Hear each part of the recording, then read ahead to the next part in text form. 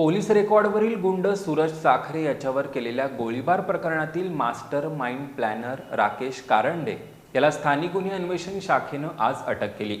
न्यायालयानं त्याला 27 जुलैपर्यंत पोलीस कोठडी सुनावली आहे। यापूर्वी अटक केलेल्या रफिक उर्फ देवा मुल्ला आणि शहाबाज मुल्ला या दोघांच्या पोलीस कोठडीत आणखी 4 दिवसांची वाढ झाली आहे। कोल्हापुरातील सराईत गुन्हेगार सूरज साखरे याच्यावर गुरुवारी क्रांतिसिंह नाना पाटील नगर परिसरात गोळीबार करण्यात आला होता। या प्रकरणी कोल्हापूर स्थानिक गुन्हे अन्वेषण शाखेनं रफिक उर्फ देवा मुल्ला आणि त्याचा चुलत भाऊ शहाबाज मुल्ला या दोघांना शुक्रवारी अटक केली होती। त्यांच्याकडून गावठी बनावटीचं पिस्तूल, 4 राऊंड आणि 1 मोपेड जप्त केली होती। या दोघांना 3 दिवसांची पोलीस कोठडी मिळाली होती।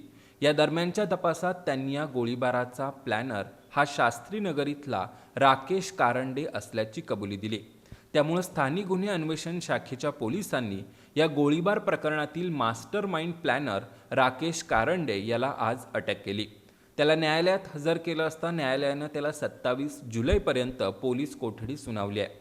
या प्रकरणातील यापूर्वी अटक केलेले रफिक उर्फ देवा मुल्ला आणि शहाबाज मुल्ला या दोघांच्या पोलीस कोठडीत आणखी 4 दिवसांची वाढ झाली असून त्यांना 24 जुलैपर्यंत पोलीस कोठडी मिळाली आहे।